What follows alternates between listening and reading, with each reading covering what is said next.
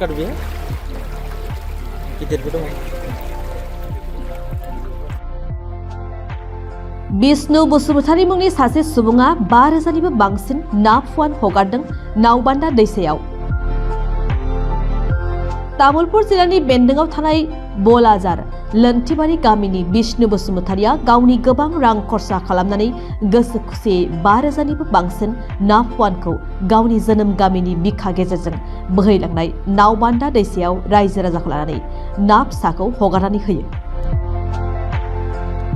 मख'नो गोनांदि बिष्णु बसुमतारी बिथाङा गोबाव समनिफ्रायनो सुख्लाय सेरफां दख'रा दुलाराय बर' फरायसा आफादनि बारग' आफादगिरि, आथिखालाव सुख्लाय सेरफां दख'रा दुलाराय बर' फरायसा आफादनि बोसोनगिरि महरै बिबानाव दं।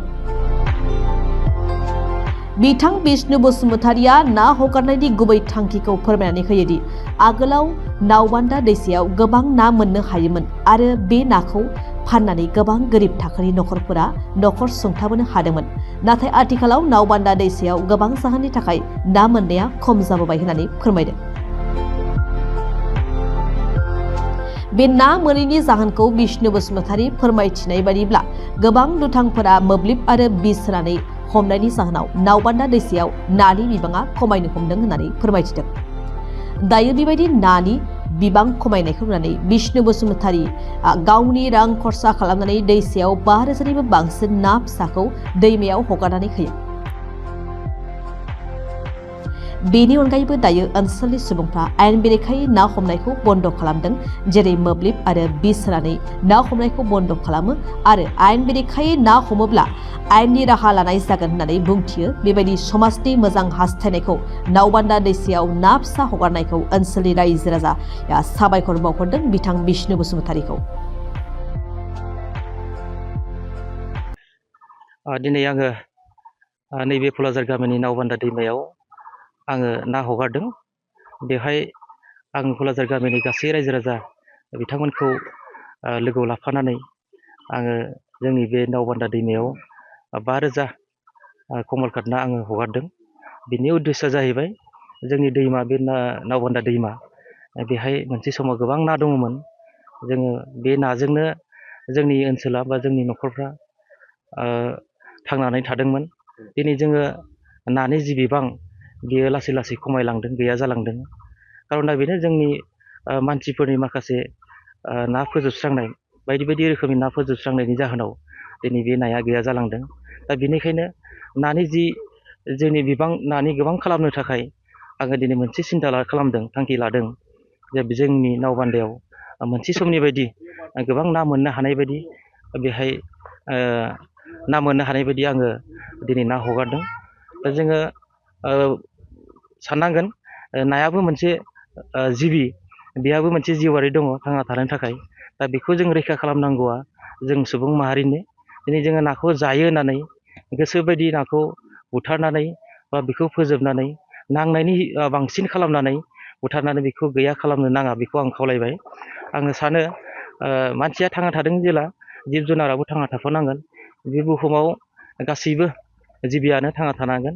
बेखौ नोजोर होनानै फैबाय थानाय समाव जोंनि बे नावबान्दा दैमाया गोबां ना जोङो मोननो हायो बा जोङो नुनो मोनो। बेखौ नोजोर होनानै दिनै आङो 5,000 ना हगारनाय जादों। आङो बुंनाय जादोंमोन 10,000 ना हगारनायनि खोथा, खिन्थु आं फैगोन बोसोराव बेखौ आङो सिन्था खालामबावदों 5,000 हगारफिननायनि खोथा।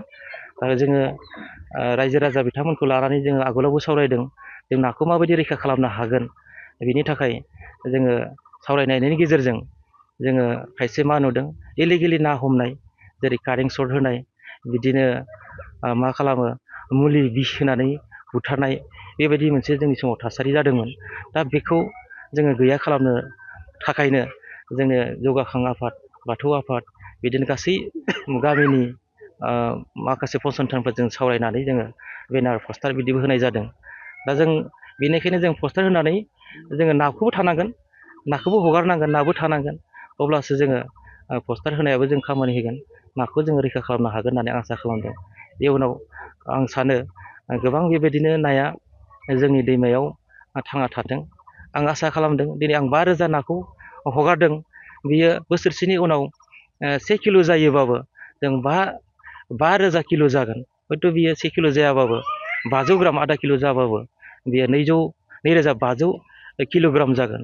अब्ला बोसोरसे बोसोरनैनि उनाव बे नाया गोबां फिसा होयोबा जोङो साननो हागोन बेयाव गोबां ना जागोन होननानै आं आसा खालामदों। दिनै बेहाय आं ना हगारदों, दिनै नाव बान्दोआवल' थानाय नङा बे नाया, गोबां दैमायाव थांगोन, लैथोआवबो थाहैगोन, अब्ला बे थांना थागोन होननानै आं आसा खालामदों। जायखिजाया आङो गोलाव बाथ्रा बुंनो सानाखै, आं गोजोननाय मोन्दों। दिनै आंनि दैमा बा जोंनि भलाजार गामिनि जि बिखाजों बोहैलांनाय नावबान्दा दैमा, बेहाय नाखौ हगारनो मोननानै, आं नाखौ दान होनो मोननानै आं जोबोद गोजोननाय मोन्दों। बेखिनियानो। रादाबगिरि बिथांमोननिसिम आंनिफ्राय साबायखर बावबाय। दिनै जोबोर गोग्गाथाव सान हिसाबै जों बुंनांगोन।